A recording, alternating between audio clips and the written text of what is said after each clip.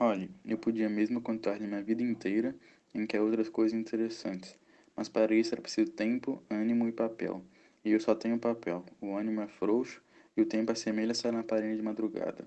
Não tarda o sol do outro dia, um sol dos diabos, impenetrável como a vida. Adeus, meu caro senhor. Leia isto e queira-me bem. Perdoe-me o que lhe parecer mal e não mostrar-se muito arruda, se lhe não cheira a rosas. Pediu-me um documento humano e ei-lo aqui. Não me peça também o Império do Grão-Mogol, nem fotografia dos Macabeus. Peça, porém, os meus sapatos de defunto e eu não os dou a ninguém mais. Já sabe que foi em 1860, no ano anterior, ali pelo mês de agosto, tendo eu 42 anos, fiz-me teólogo, quero dizer. Copiava os estudos de teologia de um padre de Niterói, antigo companheiro de colégio, que assim me dava, delicadamente, casa, cama e mesa. Naquele mês de agosto de 1859, recebeu ele uma carta de um vigário da certa vila interior, perguntando se conhecia a pessoa entendida, discreta e paciente, que quisesse ir servir enfermeira ao coronel Felisberto. Mediante um bom ordenado, o padre falou-me. Aceitei com ambas as mãos. Estava já enfarado de copiar citações latinas e fórmulas eclesiásticas.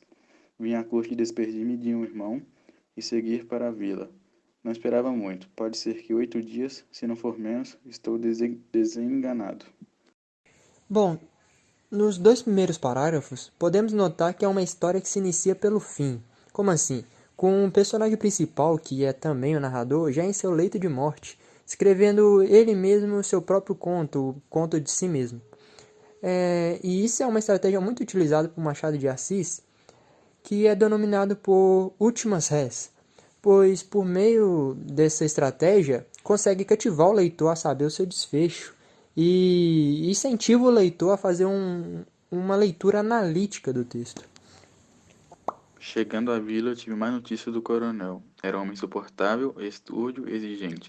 Ninguém o aturava, nem os próprios amigos. Gastava mais enfermeiros que remédios. A dois deles quebrou a cara. Respondi que não tinha medo de gente sã, menos ainda de doentes, e depois de entender-me como vigário, que me confirmou as notícias recebidas e me recomendou a mansidão e caridade, segui para a residência do coronel. No decorrer do texto, podemos notar dois personagens principais focais da história, que é Procópio, que é o narrador da história, e Coronel, que é o vilão, vamos dizer assim.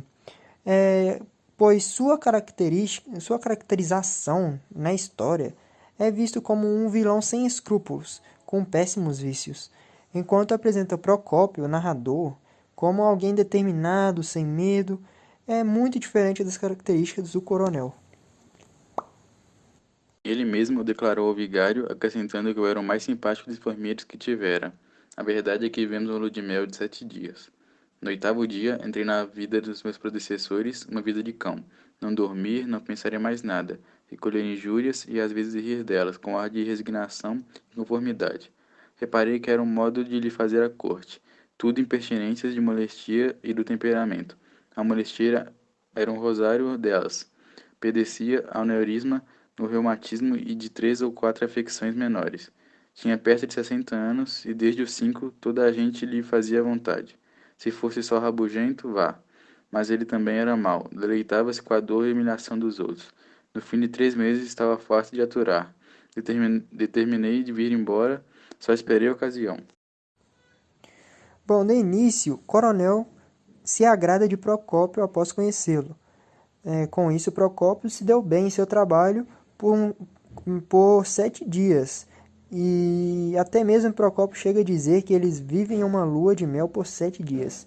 Porque é no oitavo dia que Procópio diz entrar na vida de seus predecessores.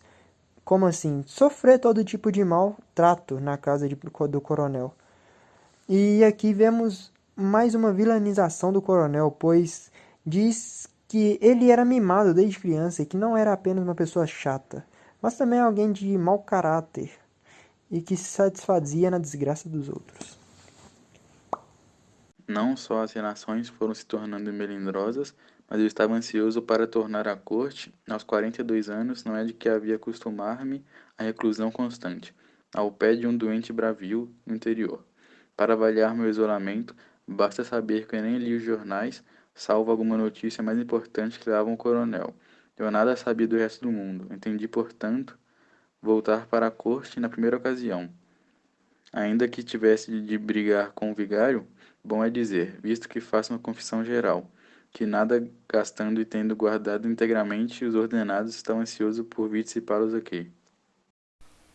Nessa parte do conto, nós vemos o que havia acontecido após os 8 dias na qual Procópio estava trabalhando com o coronel. Nós vemos que a personalidade dele mudou drasticamente. De um homem que dizia não ter medo a nada, ele se tornou alguém totalmente depressivo. O próprio parágrafo diz que ele ficava em constante reclusão e a única pessoa de fato na qual ele desenvolvia um convívio era o coronel. Mas o coronel era o homem doente que o atacava o tempo todo. E esses danos que ele sofria eram tanto em escala emocional como em escala física. Então Procópio, após sofrer tanto, ele começou a desenvolver e a ter o desejo de voltar à corte para poder gastar o dinheiro na qual ele havia juntado enquanto trabalhava para o coronel. Resmungou ainda muito tempo. Às 11 horas passou pelo sono. Enquanto ele dormia, saquei um livro do bolso, um velho romance de Arlincourt. Quando percebi que o doente expirava, recuei aterrado e dei um grito, mas ninguém me ouviu. Voltei à cama, agitei-o para chamá-lo à vida.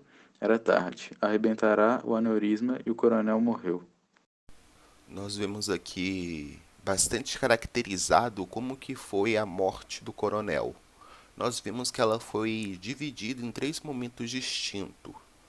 Um primeiro momento demonstra que Procópio estava muito cansado, isso porque ele tinha pego um livro para ler, mas não conseguiu completar sua leitura devido ao seu cansaço e já na segunda página ele veio a dormir.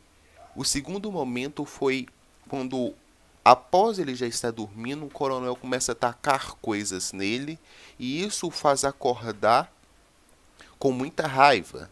E ele nem sabia direito o que estava acontecendo naquela situação. Como nós já vimos, o emocional já estava meio doido. E um terceiro momento na qual ele entra na luta corporal com o coronel, e o coronel, com um homem doente, não consegue lidar com ele, e ele enforca o coronel.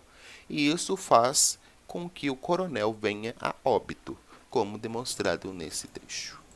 Não creia que esteja fazendo imagem nem estilo. Digo-lhe que ouvia distintamente umas vozes que me bradavam assassino, assassino. Senti que os cabelos me ficavam de pé. Minutos depois, vi 3 ou 4 vultos de pessoas no terreiro, espiando com ar de emboscada. Recuei. Os vultos esvaíram-se no ar. Era uma alucinação. Essa parte da trama que se compreende nesses parágrafos, ela serve para primeiro mostrar a condição psicológica na qual Procópio estava naquele momento, porque agora ele parou de se enxergar como um coitado e passou-se a enxergar como um assassino, pelo fato dele ter de fato matado o coronel, e também isso demonstra como que ele estava temeroso quanto à punição que ele podia vir receber do coronel. E isso estava somou-se, na verdade, à condição psicológica já abalada que Procópio tinha. Então, agora nós estamos vendo um personagem, Procópio, com um emocional todo fragmentado.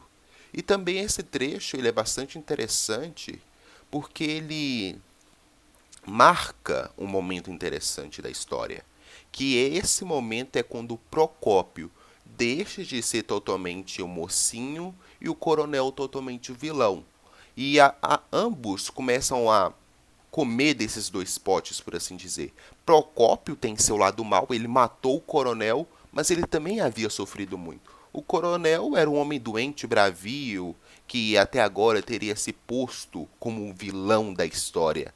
Mas a partir desse momento ele se tornou a vítima do ato de Procópio.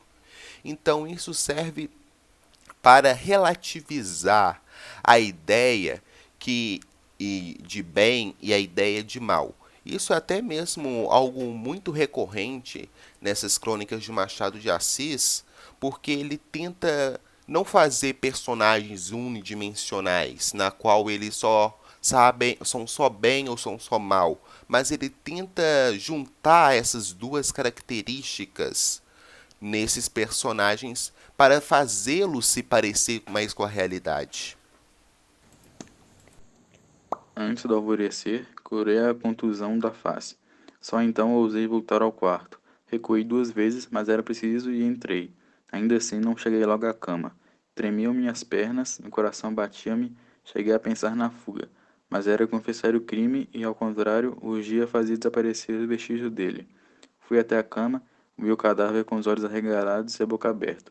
Como deixei passar a eterna palavra dos séculos? Caim, que fizeste de teu irmão. Vi no pescoço o sinal das minhas unhas. Abotoei o alto da camisa e cheguei ao queixo a ponta do lençol. Em seguida chamei um escravo. Disse-lhe que o coronel amanhecerá morto. Mandei o recado ao vigário e ao médico. Tudo me dava impaciências. Os passos de ladrão com que entrava na sala, os cochichos, as cerimônias e as rezas do vigário. Vinda a hora, fechei o caixão com as mãos trêmulas, tão trêmulas que uma pessoa que reparou nelas disse a outra com piedade: Procópio, após uma batalha mental consigo mesmo, resolve adentrar o quarto novamente para encobrir seu crime.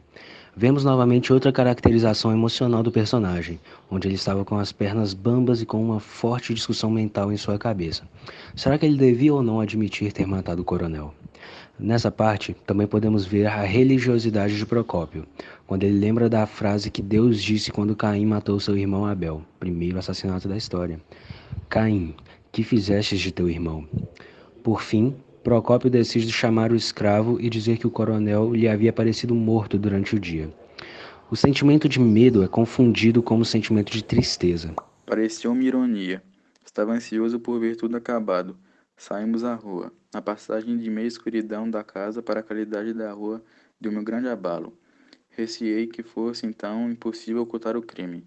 Não queria embair os homens. A prova é que fui só. Para completar este ponto, acrescentarei que nunca aludi o coronel, que não dissesse Deus lhe fale na alma, e contava dele alguns anedotas alegres, rompantes e engraçados. 7 dias depois de chegar ao Rio de Janeiro, recebi a carta do vigário, que lhe mostrei, dizendo-me que fora achado o testamento do coronel e que eu era o herdeiro universal. Procópio, neste ponto da trama, descobre ser o herdeiro do coronel. Isso é uma quebra de expectativa com o que o leitor estava sendo apresentado até agora. Visto como o coronel tratava Procópio, serve também para relativizar o bem e o mal novamente na trama, visto que o outrora vilão, o coronel, agora realiza a magnânima ação de deixar sua fortuna para Procópio, enquanto Procópio, outrora mocinho da história, mata o coronel. Assim, por uma ironia da sorte, os bens do coronel vinham para as minhas mãos. Cogitei em recusar a herança. Parecia-me odioso receber um vintém de tal espólio. Era pior do que fazer-me esbirro alugado. Pensei nisso 3 dias, e esbarrava sempre na consideração de que a recusa podia fazer desconfiar alguma coisa. No fim dos 3 dias, assentei-me no meio termo, receberia a herança, de lá ia, toda, aos bocados e às escondidas. Não era só escrúpulo, era também um modo de resgatar o crime por um ato de virtude. Pareceu-me que ficava às contas saldas. Inicialmente, Procópio pensa em recusar a herança, visto que aquilo só lhe daria mais agravos psicológicos, mas, com medo que desconfiassem dele, decide aceitá-la. Porém, ele promete a si mesmo que doaria aos pobres de pouco a pouco, mostrando seu estado emocional e que queria trazer redenção para aqueles pecados que ele havia cometido. E o método de alcançar isso era por fazer benfeitorias aos pobres com o dinheiro do coronel. Crime ou luta? Realmente. Foi uma luta em que eu, atacado, defendi-me e na defesa foi uma luta desgraçada, uma fatalidade. Fixei-me nessa ideia e balanceava os agravos. Punha no ativo as pancadas, as injúrias, não era culpa do coronel. Bem, o sabia era de molestia, que o tornava assim rabugento e até mau. Mas eu guardava tudo, tudo. O pior foi a fatalidade daquela noite. Considerei também que o coronel não podia viver muito mais. Estava por pouco. Ele mesmo sentia e dizia. Viveria quanto? 2 semanas ou uma? Poderia ser até que menos. Já não era vida, era um molambo de vida. Se isto mesmo se podia chamar o padecer contínuo do pobre homem. E quem sabe mesmo se a luta e a morte foram apenas coincidentes. Podia ser. Era até o mais provável. Não foi outra coisa. Fixei-me também nessa ideia. Começa a internalizar desculpas para a morte do coronel. Ele tenta se isentar da culpa perante a própria consciência, que com constância o acusa. Para isso, ele liga a morte do coronel a seu estado fraco e aquilo que é apenas uma coincidência. Estava atordoado. Toda a gente me elogiava a dedicação e a paciência. As primeiras necessidades do inventário detiveram-me algum tempo na vila. Constituí advogado, as coisas correram placidamente. Durante esse tempo, falava muita vez do coronel. Vinham contar-me as coisas dele, mas sem a moderação do padre. Eu defendia-o, apontava algumas virtudes, era austero, os velhos lembravam-se das crueldades dele, é menino. E o prazer íntimo, calado e insidioso, crescia dentro de mim, espécie de tênia de moral, que por mais que arrancasse os pedaços, recompunha-se logo e ia ficando. Sua redenção, ele passou a falar do coronel com um sacro e incompreendido homem. Mesmo que a opinião comum discordasse, vendo que Procópio de fato internaliza as características do coronel como um modo de se blindar do vil o ato que cometeu. As obrigações de inventário distraíram-me, e por outro lado, a opinião da vila era tão contrária ao coronel, que a vista dos lugares foi perdendo para mim a feição tenebrosa que a princípio achei neles. Entrando na posse da herança, convertia em títulos e dinheiro. Eram então passados muitos meses, e a ideia de distribuí-las toda em esmolas e donativos pios não me dominou como da primeira vez. Achei mesmo que era afetação. Restringi o plano primitivo, distribuí alguma coisa aos pobres, dei à matriz da vila uns paramentos novos, fiz uma esmola à Santa Casa da Misericórdia, etc. Ao todo, 32 contos. Mandei também levantar um túmulo ao coronel, todo de mármore, obra de Leão Napolitano, que aqui esteve até 1836, e foi morrer, creio eu, no Paraguai. Após o forte sentimento de remorso e já pela realidade, Procópio desvia de seu plano inicial de uma redenção por meio da doação da fortuna do coronel. Ele decide apenas doar parte da fortuna. O restante, ele converte em títulos e dinheiros para que possa então gastá-la como deseja. Como ato de redenção, ele mandou também que construíssem um túmulo de mármore para o coronel. Os anos foram andando, a memória tornou-se cinzenta e desmaiada. Penso às vezes no coronel, mas sem os terrores dos primeiros dias. Todos os médicos a quem contei as molestias dele foram acordes em que a morte era certa, e só se admiravam de ter resistido tanto tempo. Pode ser que eu, involuntariamente, exagerasse a descrição que então lhes fiz, mas a verdade é que ele devia morrer, assim que não fosse aquela fatalidade. Adeus, meu caro senhor. Se achar que esses apontamentos valem alguma coisa, pague-me também com o túmulo de mármore, ao qual dará por epitáfio esta emenda que faço aqui ao divino sermão da montanha. Bem-aventurados os que possuem, porque eles serão consolados. No último parágrafo, vemos a demonstração que as desculpas que havia inventado e internalizado acerca do coronel ainda o acompanhavam em seu leito de morte e encerramento da carta como no último meio de redenção, deixando, portanto, para que o leito decida acerca de sua redenção.